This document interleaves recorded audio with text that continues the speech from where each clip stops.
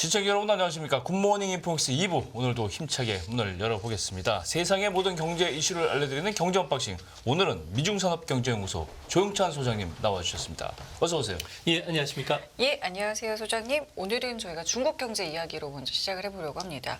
일단 수치로만 보면은 이번에 경제 성장률 목표를 일단 달성할 수 있을 거라고 많이들 이야기를 해요. 5%. 그렇죠. 네. 근데 이거를 이제 수치로 볼 것이 아니라 이게 정말 어떻게 좀 평가를 해야 될 것이냐, 이 부분부터 좀 오늘 여쭤보고 싶거든요. 네, 뭐 작년 같은 경우에는 그 상하이를 중심으로 해서 20여 개 도시가 봉쇄가 됐었는데요. 여기에 따른 영향으로 인해서 작년에 성장률이 3%에 불과했습니다. 네. 그러니까 올해 5% 이상 성장을 하더라도 2년치를 합산해서 보면은 연간 평균 성장률이 4%밖에 되지를 않는데요. 이는 코로나 이전에 6% 성장과 비교해 봤을 때 분명히 지금 중국 경제는 하락 추세에 있는 것은 분명하지 않나 이렇게 보여집니다. 특히 그 올해 성장률을 보면은 선진국처럼 직전 분기 대비 연율로 환산해서 볼 필요가 있는데요. 네. 1분기 같은 경우에는 성장률이 무려 9.5% 성장을 했고요. 2분기에는 뚝 떨어져서 2% 성장, 네. 그리고 3분기는 5.3% 성장을 할 정도로 상당히 변동성이 크고 일진일퇴하는 이런 좀 불안한 모습을 보였다는 겁니다. 예. 이 때문에 뭐 시진핑 주석 같은 경우에는 지난 8일 날 정치국 회의에서 올해 중국 경제는 회복 발전을 했다고 평가를 했지만 뭐 경제 성장이라는 관점에서 보면은 정확히 표현이 틀린 것으로 보여지고요. 경기 부진에서 여전히 벗어나지를 못하고 있는 모습이 뚜렷하게 나타나지 않았나 이렇게 보여집니다. 아니, 성장률 자체가 저렇게 분기별로 들쭉날쭉 한다는 게 약간 이해도 안 되는데 통계상의 문제가 있지 않나 그렇게 생각도 들어요. 근데 소장님께서 이 시간을 통해서 여러 번 중국 경제 침체 이유를 들었는데 그중에서 가장 1번이 부동산 버블 붕괴. 맞아요. 그다음에 소비 심리가 극도로 안 좋다. 그다음에 세 번째가 한정된 정책 선택지 때문이다. 그러니까 중국 정부가 정책 잘못하고 있다. 이 얘기를 하셨는데 중국에서도 이 얘기를 좀 동의를 할까요? 네, 중국 같은 경우에도 지금 SNS 상으로는 이런 이야기들을 계속 많이 한다고 합니다. 특히 중국의 젊은 층들 사이에서는 자신들을 신형 빈곤층이라고 비하를 할 정도가 되고 있는데요. 뭐 중국 같은 경우에는 2000년 이후에 집값을 보면은 연평균 한 10% 정도 항상 성장을 해왔습니다. 단 한 번이었죠. 2008년 그 국제금융 위기 때만 마이너스를 잠시 기록했을 뿐이고요. 예. 대도시 같은 경우에는 20% 가까이 상승을 했습니다. 이 때문에 중국 언론들 같은 경우는 얼마 전에 한 사람을 집중적으로 띄웠는데요. 네. 알리바바에서 7년차 근무하고 있는 젊은이를 소개를 해줬는데 자신이 받은 월급 그리고 은행 대출로 해서 차이나 드림을 이뤘다. 집만 무려 3채를 갖고 있는 청년 부자라고 이야기를 했지만 네. 최근에 그 알리바바가 있는 항저우시 같은 경우에는 집값이 고점 대비 70% 정도 수준까지 뚝 떨어져 있는 거고요. 예. 또한 그 3, 4선 도시 같은 경우는 절반으로 가격이 떨어졌다고 합니다. 예. 이 때문에 중국 젊은 층들 사이에서는 대출금을 갖고 그리고 현재 떨어진 집값에 청산을 해보니 매푼 수준이 남지 않기 때문에 자신은 신형 빈곤층이라고 이야기할 정도인데요. 부동산이 이렇게 안 좋으니까 중국 같은 경우에는 지방정부 경우에 공무원들 월급을 20에서 30% 일괄적으로 감액을 시켰고요. 예. 기업들 같은 경우는 수익이 나지 않다 보니까 손쉽게 급여의 3분의 2에 해당하는 수당을 줄이고 있다는 겁니다. 이렇게 되면 젊은 층들 같은 경우에는 은행 대출금을 기에 상당히 버겁기 때문에 뭐 소비자 심리 지수 같은 경우에는 급격히 떨어지는데요. 이 때문에 현재 소비자 신뢰 지수 같은 경우에는 2022년 4월 도시 봉쇄 수준 때까지 뚝 떨어졌다고 합니다. 이러다 보니까 중국에서는 소비의 그 다운그레이드가 지금 진행이 되고 있는데요.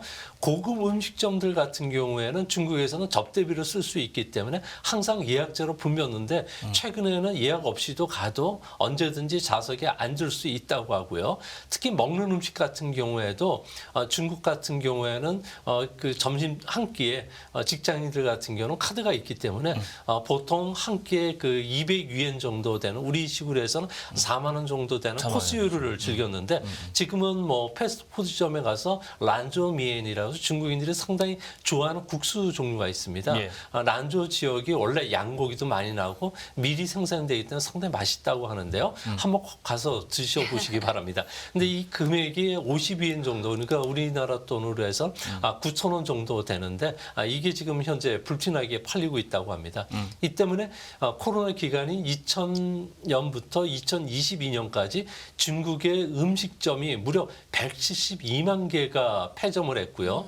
올해 상반기는 경기가 그나마 좋았는데도 불구하고 음식점이 47만 개 정도가 폐점할 정도로 현재 중국 내 상황이 상당히 안 좋다고 합니다. 뭐 음식만 놓고서 경제가 나쁘다고 이야기할 수는 없겠지만 중국에서는 의식주가 식이주라고 이야기할 정도로 그렇죠. 식사와 관련된 게 모든 물가의 기본이기 때문에 이를 통해서 충분히 유추가 가능하지 않나 이렇게 보여집니다. 젊은 층들이 이 음식 이 정도 못 먹는다고 신흥 빈곤층이라고 말하는 건 좀 어불성설인 것 같은데 누구도 4만짜리 코스를 점심에 먹지 이게 드문 것 같은데요. 그리고 아주 20대가 어떤 전통적으로 봤을 때 아파트 세 채가 어떻게 있을 수 있어요. 사실 그렇게 됐다가 지금은 20대가 원래 20대는 집을 사기 위해서 돈을 열심히 모으는 시기인데 원래 다시 돌아왔다는 걸 한탄한다. 저는 그렇게 들리는데. 네, 맞습니다. 근데 저는 이런 측면에서 좀 생각을 해보고 싶었던 게 사람의 마음이 그렇잖아요. 이게 몇 년 뒤에 잘 될 것 같아 이러면은 그래도 조금 이제 좀 뭐 소비에서 그렇죠. 조금 더 써볼 수도 있는데 이게 앞길이 캄캄하다 싶으면은 이게 영 소비를 할 수 없는 거잖아요. 일단 저축부터 해야 되는 거잖아요. 근데 지금 중국의 상황을 어떻게 봐야 될까요? 네, 중국 같은 경우에는 10월 달부터 정책 총동원령이 발동이 됐고요. 이 때문에 중국의 8개 부처 같은 경우에는 25개나 되는 정책들을 거기다 지금 쏟아내고 있고요. 중국 정부가 국채 발행을 통해서 공공사업들을 지금 진행하는데 돈들을 지금 계속 지급을 해주고 있다고 합니다. 현재는 2,500억 위엔 정도가 지방 정부에 지금 할당이 됐고 이로 인해서 현재 100만 개나 되는 그 공공사업들이 진행이 되고 있는데요.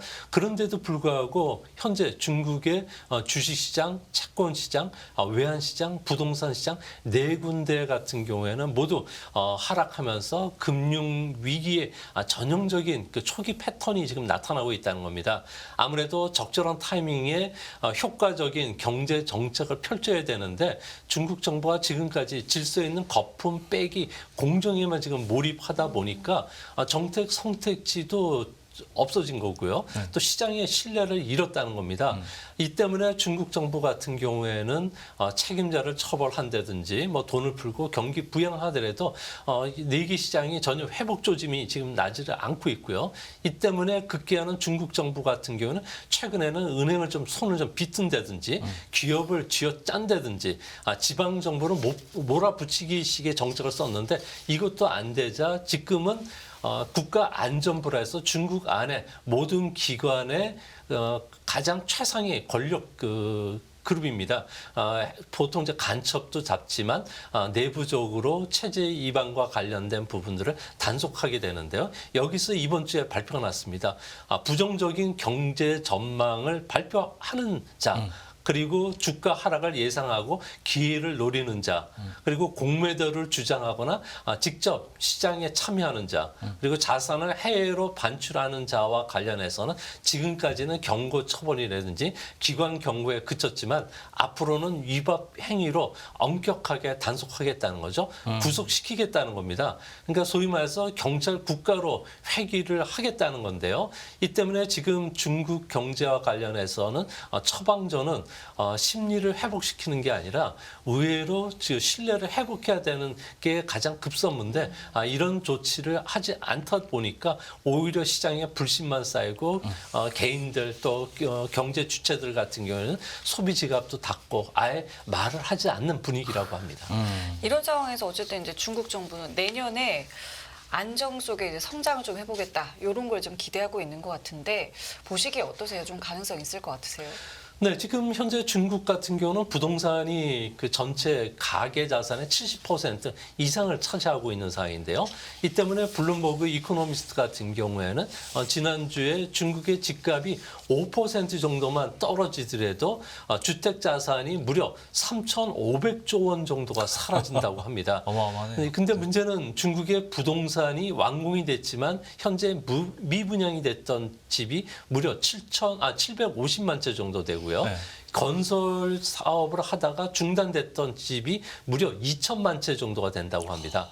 주택을 이제 완공시켜야지만 그동안에 주택 청약금 불입했던 사람들의 투자 심리를 안정을 시킬 수 있는데 이를 위해서는 무려 572조 원의 돈이 필요한데 네. 중국 정부 같은 경우는 내년도 성장 속의 안정이 아니라 안정 속의 성장을 구가하기 때문에 삼보 정책이죠. 민생을 유지시키는 정책, 현재 급여를 유지시키고 경영의 연속성을 보장시키기 위해서 모든 자원을 쏟아붓는데 주택과 관련된 예산이 줄어들 수밖에 없기 때문에 지원도 부족하다는 거죠. 그래서 현재 이런 그 자산 가격 하락이 문제가 아니라 여기에서 근무하는 중국의 건설 부동산과 관련된 근무하는 사람들이 무려 7,500만 명 정도가 되는데 이런 식이라면 내년에는 당장 500만 명이 고용하고 그리고 급여도 줄어들게 되고요. 또한 4,000조 원 정도에 달하는 그림자 금융, 신탁 금융 쪽에서 최소 뭐 3분의 1 정도까지는 위험 사항에 좀 내몰릴 가능성이 있다는 거죠. 뭐 이렇게 됐을 경우에 중국 내수는 내년도에는 의외로 기회기보다는 위험 관리가 더 필요하고요. 또 외부적으로 보면은 수출은 뭐 구미 국가들 같은 경우는 디리스킹 작업을 계속 한다는 측면에서 봤을 경우에 내년도에도 가장 낙관적으로 보더라도 중국의 실질 GDP 성장률은 4% 초반에 그치지 않을까. 그리고 또한 지금 현재 상황으로 지속이 된다면 2029년도부터는 중국의 성장률은 2%대까지 떨어지는데요. 이는 가장 낙관적인 시나리오라고 합니다. 국제투자은행들 같은 경우에는 회사코뿔소라도 출연한다면 내년에 당장 제로 성장 이하로 떨어질 수 있다는 경고도 같이 하고 있는 그런 모습입니다. 저 차트에 나오는 지금 중국의 그 성장률 차트를 보면 이 연간 성장률도 들쭉날쭉이에요. 6%, 2%, 8%. 내년에는 5% 밑으로 떨어지는 게 확실해 보이는데 주시면 중국은 정말 경제 위기라고 볼 수가 있는데 말씀하신 대로 이걸 돌파하기 위해서는 정말 국가적인 역량을 총집결해야 되는 그런 상황이라고 볼 수가 있는데 근데 사실상 시진핑 3기 들어서 이제 이 정치 권력 투쟁이 굉장히 심화되고 있잖아요. 근데 이 문제가 아마 이 경제 문제를 가리지 않을까 그렇게 생각을 하고 그렇게 지적을 하시는 분들도 많은데 어떻게 보세요?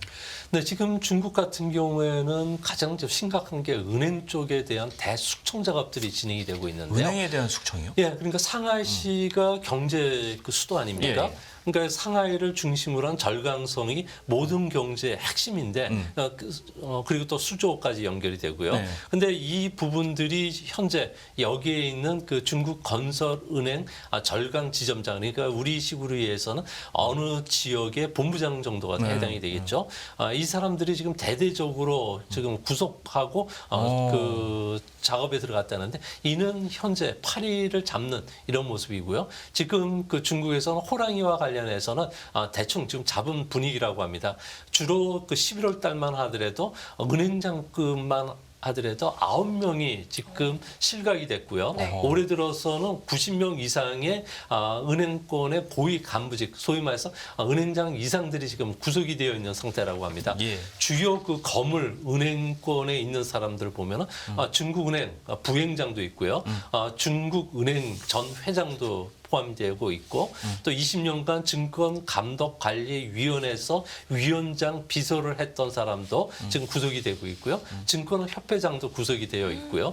또한 중국의 그 정부 투자 은행이라고 하는 광따그룹의 전 그 그 이사회에 해당하는 동사장까지도 구속이 되고 있다고 합니다. 네. 아무래도 이런 대숙청 작업이 일어나는 것은 시진핑이 그동안에 주도했던 경제 정책에 실패를 하면서 희생양이 필요했다는 거죠.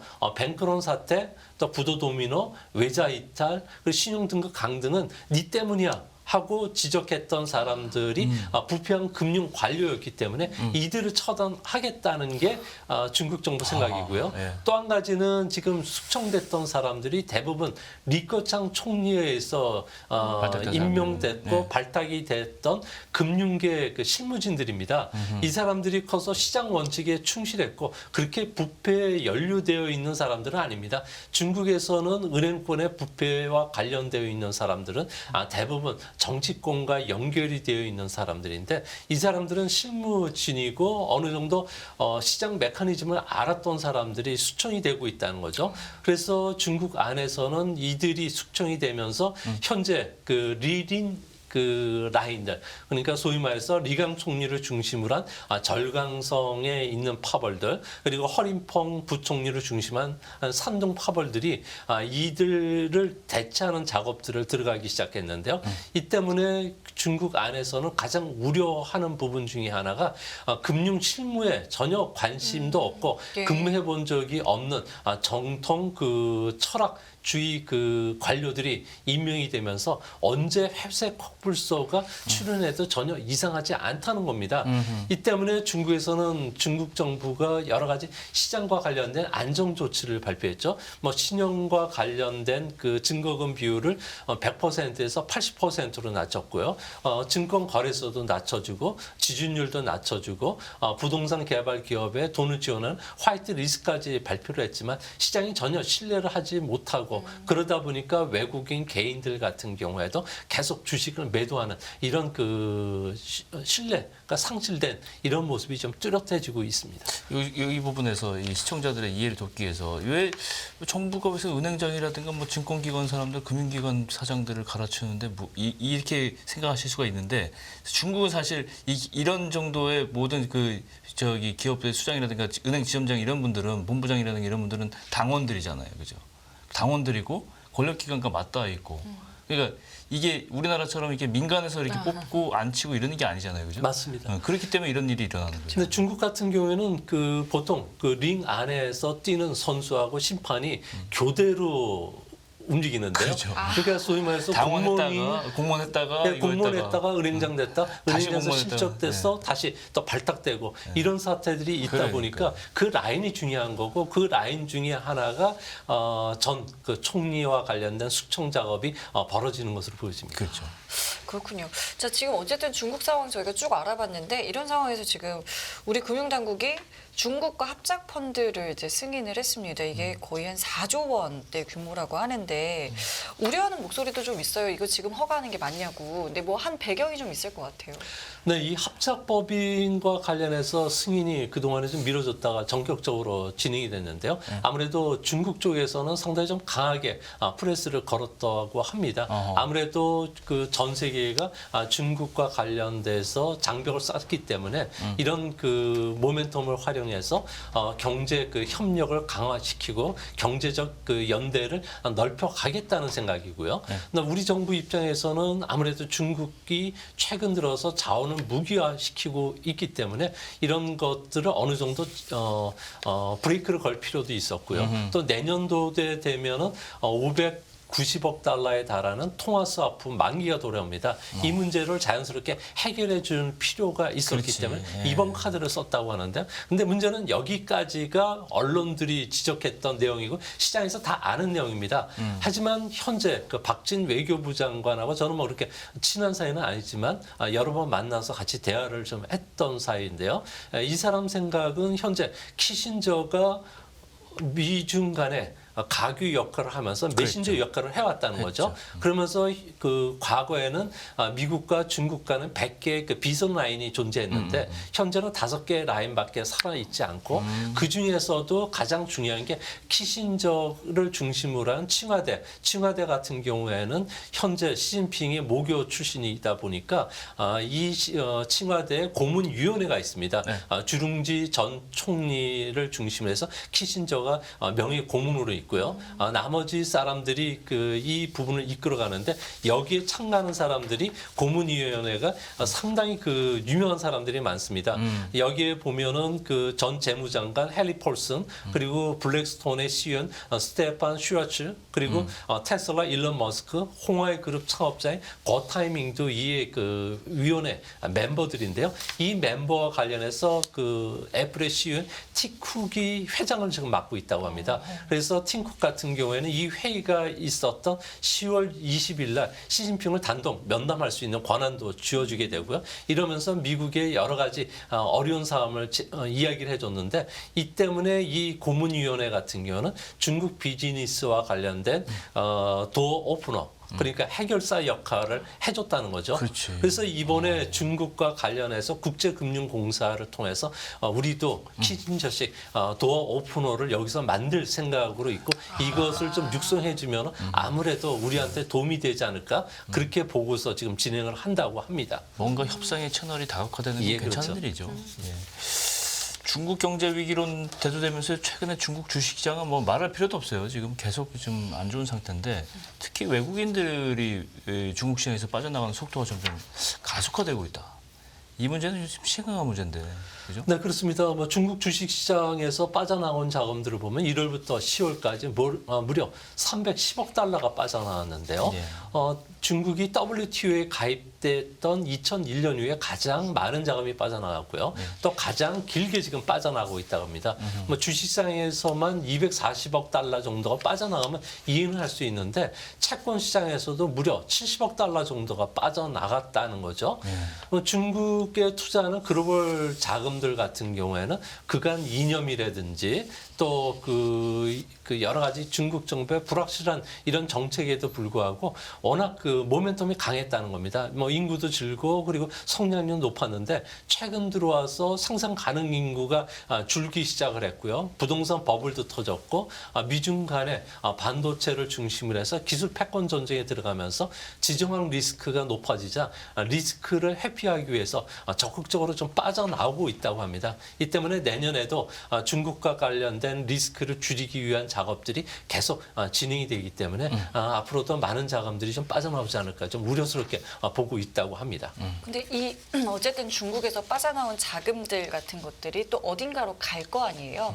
그건 지금 어떤 방향을 하고 있을까요? 네, 지금 미국의 대선을 지금 앞두고 있는데요. 누가 대통령이 되든지 간에 지금보다도 중국과 관련된 제재 강도는 분명히 세진다고 합니다. 네. 제품뿐만 아니라 기술 이와 관련해서 자금까지도 지금 옥새는 전략들을 쓰고 있는데요. 이 때문에 앞으로 규제 대상이 더 늘어날 수가 있는 상황이라고 합니다.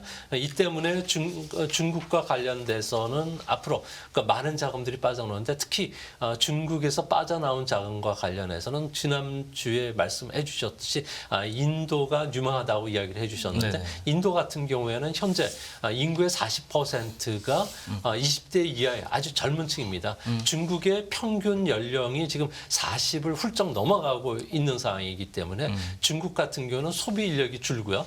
또한 인도는 실업률도 높고 또한 시장 참여하는 의사는 있지만 참여를 못했던 사람들이 상당히 많다고 합니다. 이렇게 되면은 중국식으로 하루 3직제가 아니라 2직제 12시간씩 근무하는 이런 시스템으로 전환이 될 가능성이 큰데요. 이렇게 되면 기업 입장에서는 비용을 줄일 수가 있기 때문에 인도에 대한 투자들이 좀 늘어나지 않을까 보여집니다. 특히 인도는 현재 본격적으로 몸을 풀지를 않았는데도 불구하고 6%대 고성장을 하고 있고요. 중국은 이제 5%, 4%대 성장은 뚝뚝 떨어지기 때문에 아무래도 인도 쪽의 투자가 좀 늘어나지 않을까 보여집니다. 돈은 실물보다 먼저 움직이기 때문에 그렇죠. 올해 홍콩 항생지수는 17% 빠졌고요. 상하이 종합주가지수는 11% 빠졌지만 인도의 센서스 지수 같은 경우는 15% 오를 정도로 완전히 명암이 뚜렷하다는 완전히 겁니다. 반대되죠. 이 때문에 내년도에는 중국 외에도 미국과 그리고 인도와 관련된 내용들을 좀 자세하게 보도해 드리도록 하겠습니다. 네. 내년은 말이죠. 이 선거의 해예요. 미국도 그렇고 우리 총선도 있지만 대만 지금 총통 선거가 당장 1월이죠. 네, 1월에 지금 선거가 예정돼 있는데 대만 이 선거 결과에 따라서 중국 문제도 상당히 변수가 있다. 이런 얘기가 나오고 있는데 좀 정리를 해주세요. 네, 대만 같은 경우에는 1996년도에 그 대선과 관련해 직선제가 도입이 됐고요. 이번에는 8번째 직선 선거제라고 합니다. 내년 1월 13일 날 총통 선거와 관련해서는 현재 3파전으로 벌어지고 있는데요. 예. 여당이 라이칭더, 그리고 현재 그 야당인 허유 그리고 커원저가 접전을 벌이고 있다고 합니다. 문제는 제1야당과 제2야당이 단일 후보 협상을 했지만 결렬이 되고 나서는 현재 확실하게 여당 우세로 지금 바뀌고 있는데요. 중국 에 대항하기 위해서 대만 같은 경우에는 미국식 선거제를 도입을 하면서 러닝메이트 제도가 있다고 합니다. 이 때문에 라이칭더 같은 경우에는 자신의 가장 큰 약점이라고 할 수 있는 젊은층 그리고 여성층들 표심을 잡기 위해서 러닝메이트로 샤오메이친이라는 여성을 전격적으로 러닝메이트로 지명을 했는데요. 이 사람 같은 경우에는 2003년 정도에 미국 그 시민권을 포기하고 대만 시민권을 획득했고요. 어머님이 그 미국인이라고 합니다. 오벌린 대학을 나왔고 그리고 콜롬비아 대학에서 정치학 석사를 받았고요. 이 때문에 주미 대만 대표 그러니까 대사까지도 역임을 했다고 합니다. 이 때문에 대만 같은 경우에는 젊은층들 투표율이 90% 정도 달하는데 상당히 높다고 합니다. 그래서 현재 상당히 좀 유리한 고지를 좀 형성하면서 지지율도 뭐 대만에 있는 모든 여론조사를 보면은 한 36%, 야당인 국민당이 한 32% 정도 된다고 합니다. 이번 선거는 대만에서는 현재 독립이냐 통일이냐를 묻는 게 아니라 정체성에 대한 문제가 상당히 많이 부각이 되고 있다는데요.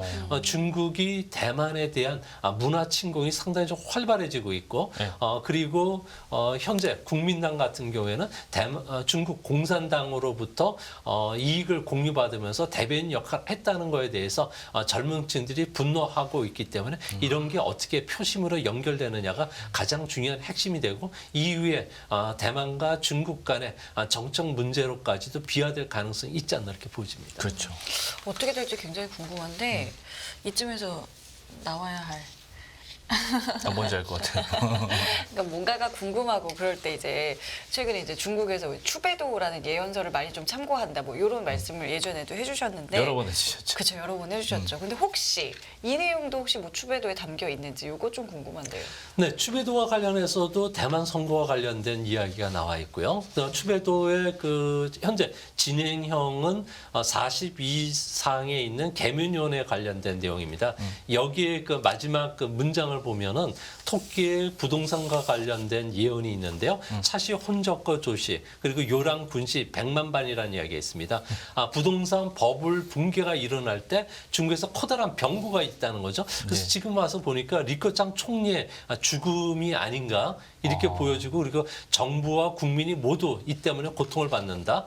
그리고 이후에 혼란이 계속 찾아와서 당 지도부와 고위 관료들이 시장 혼란을 진정시키는데 무척 애를 먹는다는 표현이 있는데요. 아무래도 경기 침체라든지 금융위기, 리커창계 금융직 고위 관리자의 대숙청과 관련된 이야기가 아닌가 보여집니다.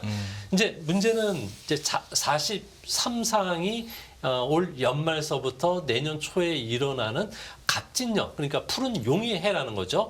이때 중국의 주변 국가인 홍콩, 대만 그리고 우리나라까지도 미칠 수 있는 상황이 그려져 있는데 여기에 보면은 난세 국면에 빠져들 가능성을 내표하는 글들이 많이 드러나여 있다고 합니다.